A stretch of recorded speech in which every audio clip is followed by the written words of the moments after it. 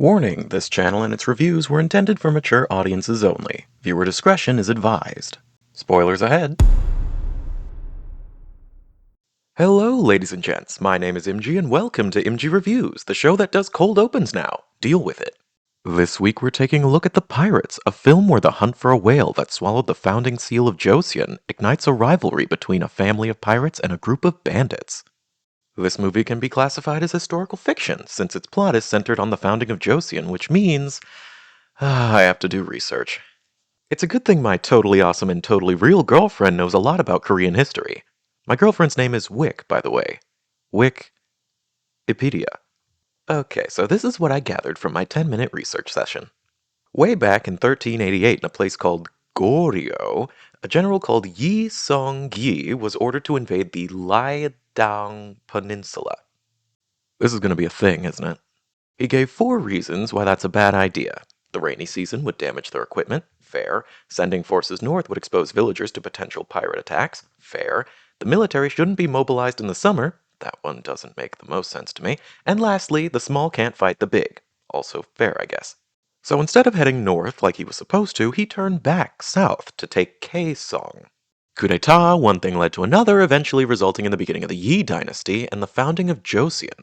Alright, history lesson over. Movie time. The Pirates. In a military camp, we meet Jang Sa-jung, Jung, and Mo Hung-gyap, their superior, as they're about to meet with General Yi.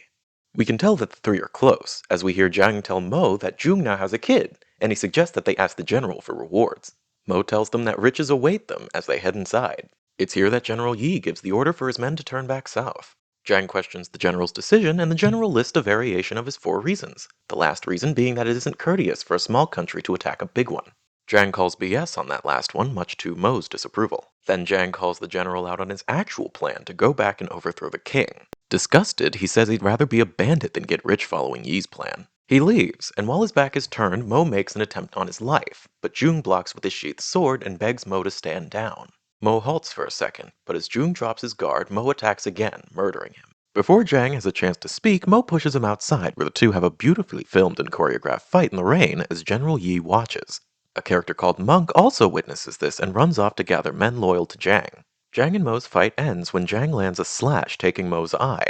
Exhausted, he throws his sword at Yi, but Yi deflects it and sends his men to finish the job Mo started. But before they can, Jang's allies come with horses, and together they skedaddle out of there. Meanwhile, on the open sea, the pirate crew of Captain Soma captures a ship. It's here we meet the badass Yo-wol, the awesome-looking Yong-gab, and the seasick Chul-bong. Why is he here? Why would he, who gets seasick, choose piracy as his occupation? A job that mostly requires one to be on the sea. He's fun though, we like him. Yo-wol uses a rope to reach the helm and corner the ship's captain, and now the ship is theirs. Oh man, we gotta find new jobs now. Captain Soma makes an appearance and asks for the location of the golden Buddha statues the ship was carrying before killing the survivors. Why'd he do that? If he was gonna kill them anyway, why bother interrogating them? They have the ship, why not just look for the statues? Maybe they're on a time crunch or something, I don't know. Anyway, Yo-wol isn't too pleased with Soma's way of doing things either. While retrieving the statues, the crew hears noise coming from behind a wall. They tear it down and find that the owners of the ship were slavers. Okay, maybe Captain Soma was onto something there, though inadvertently. Yo-wol tells them that they're safe and they'll be taken home. But one of them, Hyuk-myo, says her father sold her. She asks to join the crew, and the crew agrees to take her in. And her little dog, too. While transporting the statues between ships, a crewmate stumbles and drops one of them into the water. Yo-wol dives in after it and beholds a sight that will give a thalassophobe nightmares. A big ol' whale sporting a red X above her left eye that Yo-wol seems to recognize. The whale swims off, and the crew cheers as Yo-wol returns to the surface with the statue in hand. Sometime later, while they eat, the crew tells stories of previous battles, while Captain Soma meets with a Navy official, Oh-man-ho. Making a joke about that name is beneath me. But not beneath you, apparently. Stop laughing. Chul-bong starts complaining about what they're eating versus what the captain is eating. Another character, Cham-bok, joins in saying Captain Soma bought houses while they haven't even been paid yet. Hyuk-myo asks Yo-wol why she hasn't challenged Soma for position of captain yet, but Yo-wol doesn't answer. Chul-bong starts to say something, but runs off gagging due to the seasickness. While he's below deck, he hears Soma talking to Oh-man-ho. He tells Soma that an order is out to rid the sea of pirates, and Soma offers him some of his men. Chul-bong immediately steals a lifeboat and paddles away while Soma and Oh-man-ho round up the expendable crew. and hook Myo at Manho's request. Yo-Wol's had enough and cuts down Manho's men and frees the crew from them. The rest of Soma's crew rallies behind her. Soma approaches them and Yo-Wol challenges him for the position of captain. Boss fight, baby. Yo-Wol is outmatched by Soma's strength, so she whips out a bendy sword that I don't know the actual name of, so I'm just going to call it the Wibbly. It bends around Soma's guard and injures him enough for Yo-Wol to relieve him of his sword and win the fight. The crew drives off Oh-Man-Ho and his men, and then prepares to execute Soma. Yo-Wol offers him a chance to live, but Soma only laughs and says that there are two fates for a pirate: to become fish food, or... Or what? Or what, Soma? Soma, come back! What's the other thing? He tosses himself into the sea before he finishes. Jumping somewhere else, we're now on board a Joseon ship, the country's name and seal upon it, bestowed by Emperor Ming, who also commands the new country offer him 500 maids and 200 eunuchs. Okay, I don't like this guy. During transport, the men hear a loud noise. Thinking it's pirates, they fire flame arrows to get a better view, but only see a baby whale. And in their hubris, they shoot at the baby whale. Ding ding ding! These guys have done it, folks! They've won the stupidest avoidable decision made in this movie award! Editing Imgi in the studio, show these dumbasses what they've won! They've won a brand new... So, the transport ship is gone, and so's the royal seal. Good job, team, you really showed them. Also, the flag from the ship is now stuck in the mama whale's back. That's just important info for later, moving on. We join Chulbong in the forest as he searches for someone called Crazy Tiger. He steps into a trap and the merry men come rushing out of the woods to bring him to their camp. Oh, he looks so done already. We learn that Crazy Tiger is none other than Jang Sa-jung. And after telling him about his experience as a pirate, Chulbong asks to join his clan of bandits. Jang lets him join, but ranks him 30th, the lowest rank, which the other members immediately take advantage of. Cut back to civilization, and Jung Do-jeon meets with Hang Sang-jil, the guy from the ship in charge of transporting the seal and name, and Sang-jil tells him about the fiasco with the whale. Figuring that folks will think this is a bad omen, and to save their own skins, Do-jeon comes up with an idea to blame the pirates. Meanwhile, a pirate informant is listening to their conversation from behind a wall. Han Sang-jil prostrates himself before King Yi. Prostrate? Prostrate? Thank you. And tells him of the pirate attack. King Yi tells Do-jong that he has 2 weeks to root out the pirates and find the seal.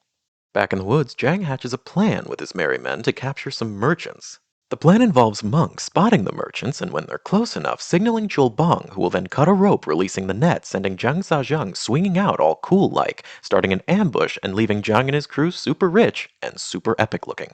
Fast forward to the plan put in action. Monk spots the merchants, but before he signals, a massive unit of soldiers pushes past them. Monk signals to abort and... Come on, I don't blame Chulbong here, that could easily be mistaken for cut. Of course, Chulbong misunderstands and cuts the rope, releasing the net and sending Jang out. Well, at least he looked cool. Chulbong charges out too, yelling charge, but yeah, he realizes his mistake. Jang books it alongside his merry men and tells them to split up and group up later before hiding behind a tree. However, he's spotted by Chulbong, who shouts, "Chief!" accidentally signaling to the rest of the soldiers that this guy's the one to catch. The soldiers then give chase until the sun goes down. Later though, our band of misfits, wrong movie, now a third of the size, meets up by a campfire. Jang jokes that the soldiers are probably off for home by now, but he just had to open his big mouth. The gang asks him what to do, and like any good leader, Jang leads by example. Cut to a Joseon prison where we join Hang Sang-jil and Jung Do-jong as they recruit a familiar one-eyed prisoner. He's in prison because he's being punished for when Jang attacked Yi way back when.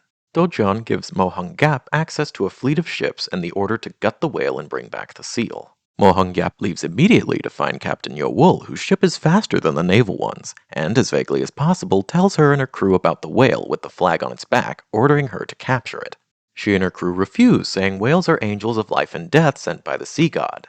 Mo Hung-gap reiterates, saying that if they do not comply, he will hunt them down and slaughter every person and burn every village that ever helped them. Brutal. He gives them 10 days and leaves. The crew isn't happy, but seeing no other choice, Yo-wol takes her crew to port to outfit the ship with whaling gear and learn more about what's going on. They're not the only ones conducting research. Jang and Monk make their way to a massage parlor where they meet with their informant. They politely ask him if he sold them out to the soldiers. He denies it and offers new information about a whale that ate the royal seal. Before he can say more, our girl Yo-wol makes an appearance. Jang introduces himself, but Yo-wol tells him to go away. Before Jang and Monk take their leave, young Gab tells Jang that as a bandit, eating off the ground must be difficult. I get that it's a taunt, but what does that even mean? Jang and Monk listen in as Yowul gathers information, and though they hardly believe it, they learn about the whale swallowing the seal. Yowul tells the informant to bring her weapons in exchange for the Buddha statues, and she'll return tomorrow to retrieve them. Back in the woods, Jang and Monk return to camp to inform their group of this new score. Jang tells him about the ship, but he tiptoes around the whale part because he still finds it hard to believe. Now, when I say he doesn't believe it, I don't mean he thinks the situation is too odd or too good to be true. I mean he doesn't even believe in whales. In fact, no one in this camp, except Chulbong, even knows what a whale is. They think it's just a fish. Monk even says a fish swallowed the seal, and Jang's second in command beats the crap out of him for even suggesting that idea. I've got some thoughts on this, but I'll save it for the review section. Chulbong suggests that the fish they're referring to is in fact a whale, and he tries to explain what a whale is, saying something akin to it's a gigantic sea animal that breathes air with the nose on its back, produces milk, and eats with its whiskers. Which no one believes. Monk even tries to take a swing at him. In Chulbong's defense, you try explaining an animal to people who've never seen it before. I'll try. An aggressive bald cow that lives in water, has a big mouth and tiny legs, and poops everywhere to mark its territory. Or a colorful tiny bug thing that lives at the bottom of the ocean and punches things with such ferocity that it creates tiny explosions. Or, heaven forbid, the monkey bear cat with the long tongue that sleeps all the time. See what I mean? Chulbong says that they need cannons to catch the whale, and Jang tells the men that they're gonna go get some cannons. The next morning, Yowul meets with the informant and goes over the new cannons, bombs, and grenades that have been brought in, and young Gab helps load them into carts. Jang catches him off guard, and before knocking him unconscious, asks if it's hard catching fish. What does that mean? Jang's men grab 2 weapon-filled carts and book it, and Yowul comes out just in time to run after the cart pulled by Chung-seop and Jang.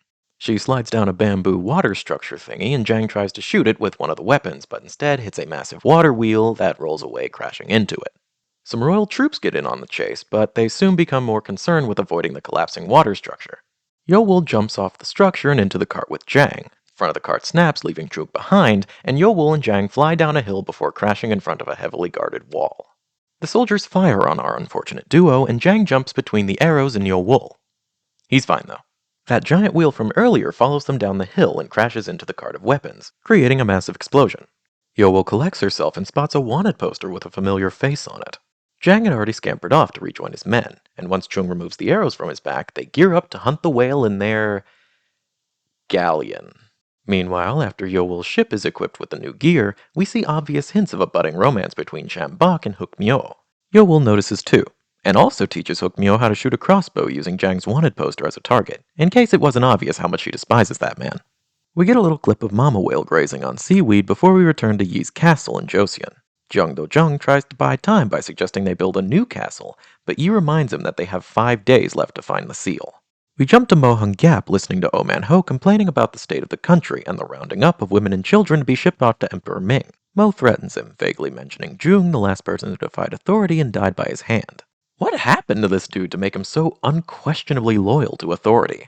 The same authority, mind you, that left him in a cell to rot and die. He knows what his leaders are doing, but he just doesn't seem to care. Does the dark side have cookies or something? What makes a man forsake his reason and morals to become a pawn? Is he evil for the sake of being evil, or is it something deeper, like his character being a critique of the idea of blind subservience or selfish indifference?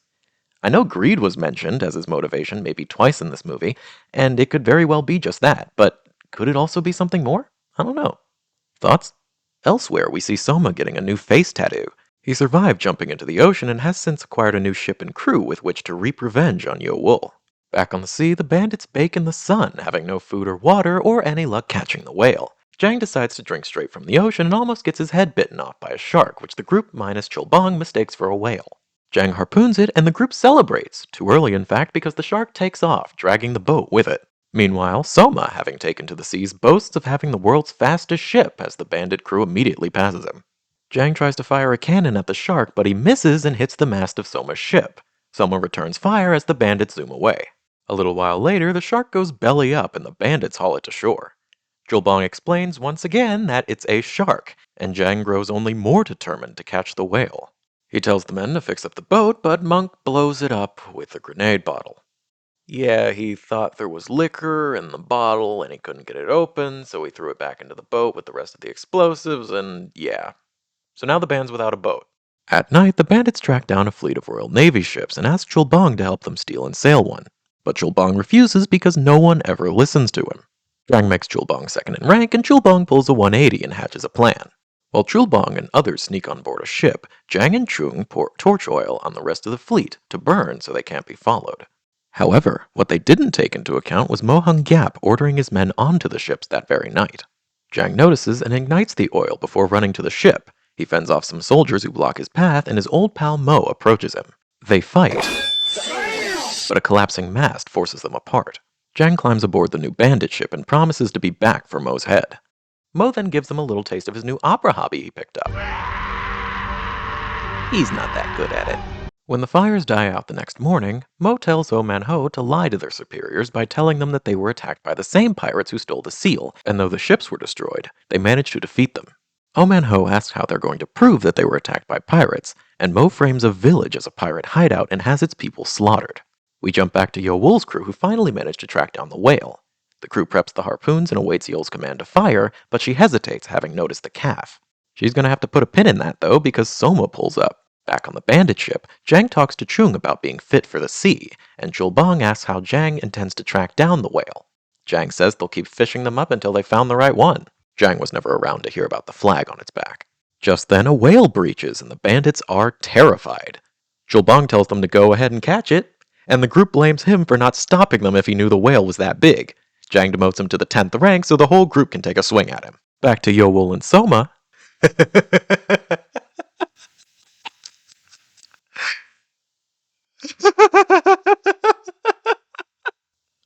What is this guy's problem? Look at his face.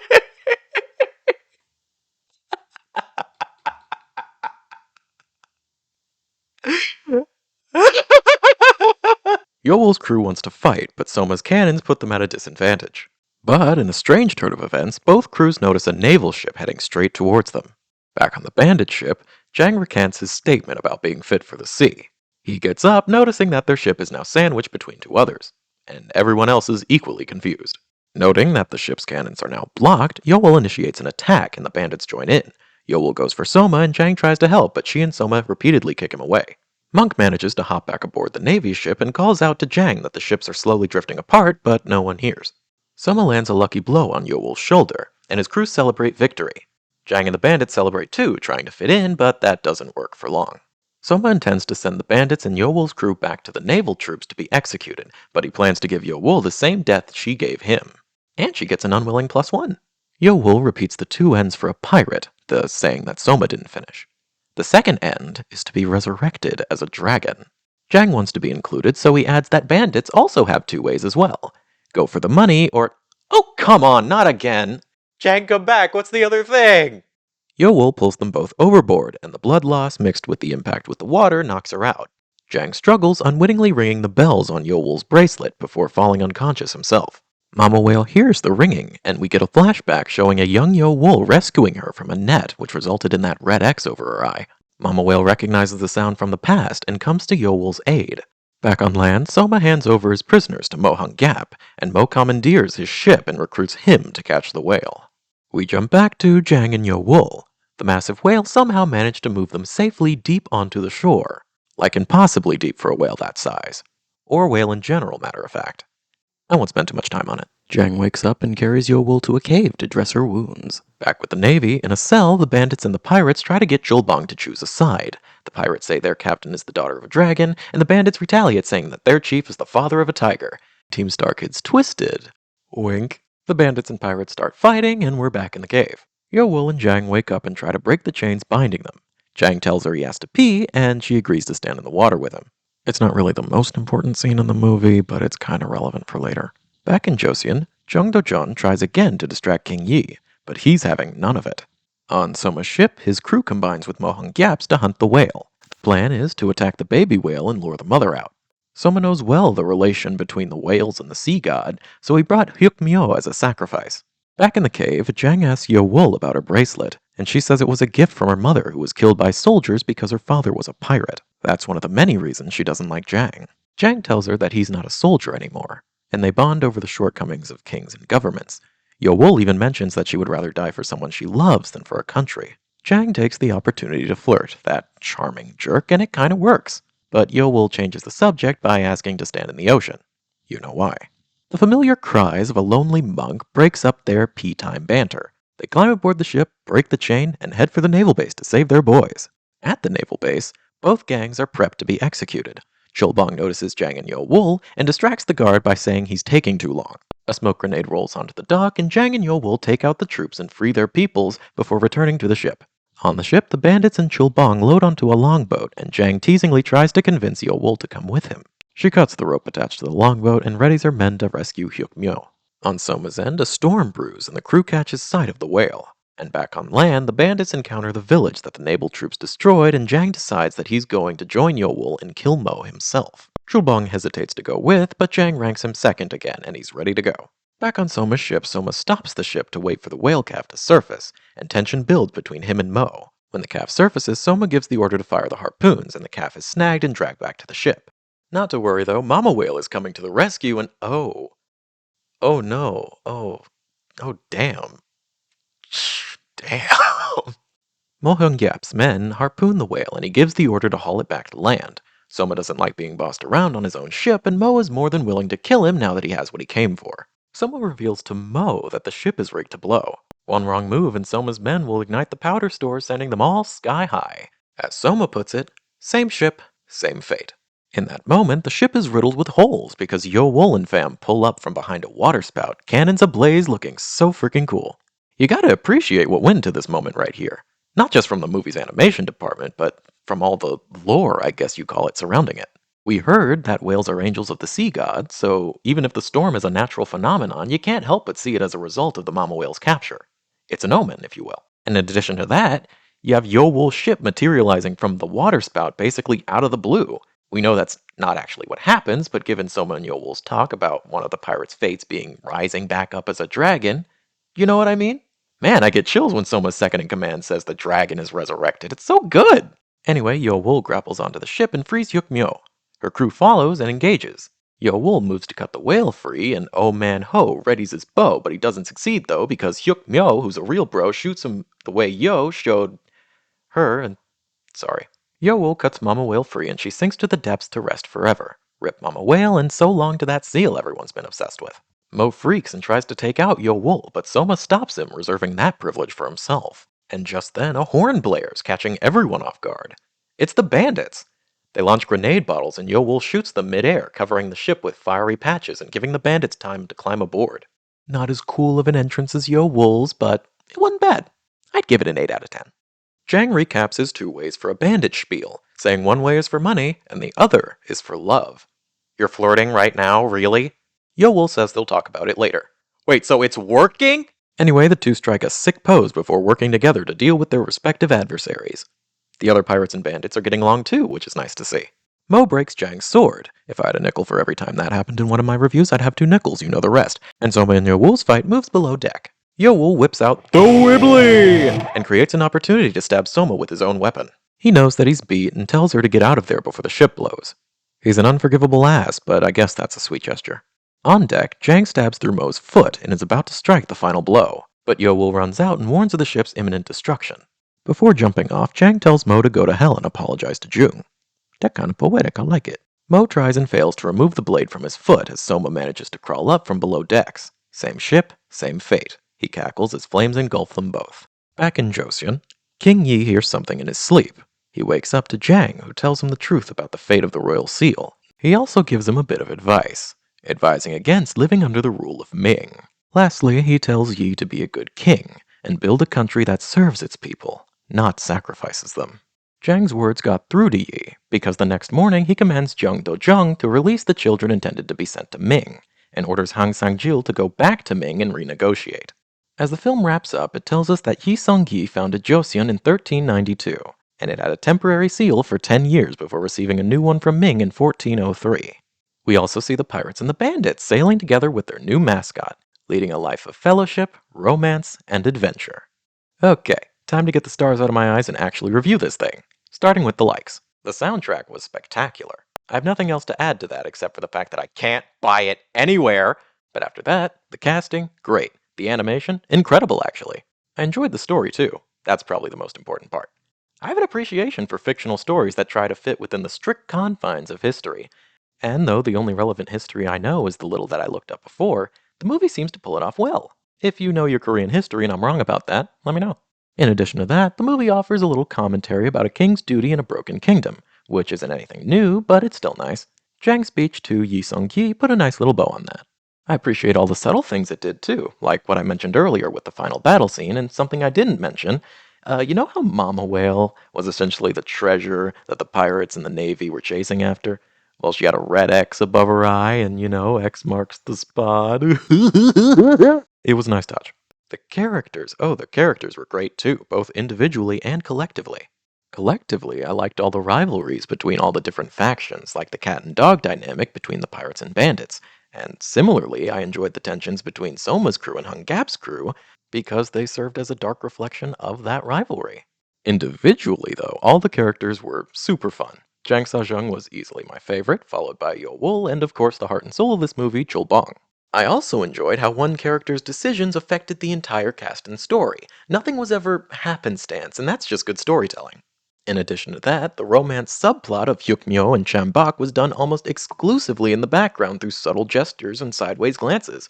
Almost no time was taken out of the main story to address it, but in the end I couldn't help but silently cheer for them to get together. It was really well done.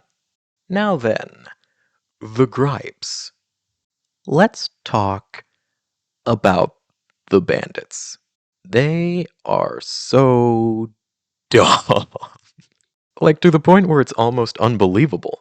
Now, I get they're a bunch of landlubbers and they're incompetent when it comes to the sea, especially when compared to the pirates, but you expect me to believe that not one of them had even heard of a whale.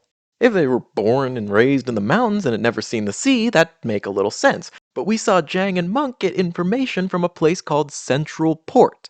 A port by the sea. Is my opinion still not justified? Alright, let's keep going. At Central Port, Jang and Monk briefly encounter a circus with elephants and giraffes, titanic animals of the land. How is a titanic animal of the sea so hard to believe? Furthermore, Jang, Mo, and even Monk all knew each other before the events of the movie, so one would assume that they had similar backgrounds and fields of knowledge, right? Mo knew what a whale was, and he knew enough about it to know that he wouldn't be able to catch it alone. What's your excuse, Jang? Don't get me wrong, I don't absolutely hate this. Though it irks me a little, it actually led to some very funny moments with the bandits that I enjoyed. Plus, we got that scene where Jang nurses Yoel's wounds with herbs, and I think that does a fairly good job at showing that the bandits aren't entirely incompetent. Now, there isn't much that I would change about this film to make it better in my eyes, but there might be one or two tiny itty bitty things that I would add. Like early on, when Yoel swam after the Buddha statue and Mama Whale showed up to check on her. Well, we know that Mama Whale remembers the sound of Yoel's bracelet and comes when she hears it. So, I would have played a faint audio of those bells jingling as Yoel swam, just loud enough so that the audience thinks that it's part of the soundtrack, and when the reveal happens later, after Soma enforces her and Jang overboard, the audience will see the bells, hear the sound, and be like, oh, that's what that was! As I said, it's a tiny change, but one worth noting. Also, during the final battle, I would have had Jang and the gang ride in on a shark like they did earlier in the movie. That would have easily pushed their entrance to like a 10 out of 10. So, all that said, do I recommend checking out the Pirates for yourself? Sure.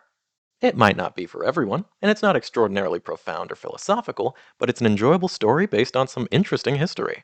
This take on the classic tale of fiends to friends is definitely a watch worth considering.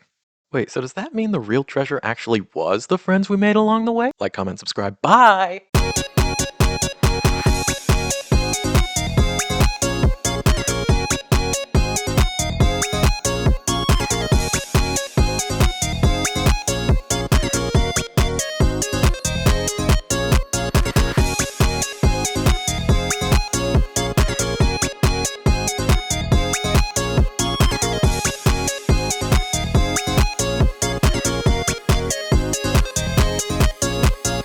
So looking back on it, reviewing a movie based on a culture I don't know, in a language I don't know, with folklore I don't know, with names that I can't properly pronounce is a lot harder than I thought it would be. You would not believe the amount of times I had to re-record a line because I mispronounced or got tongue-tied saying someone's name.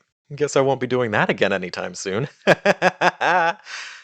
I'll be doing that again very soon, won't I? Yes, you will!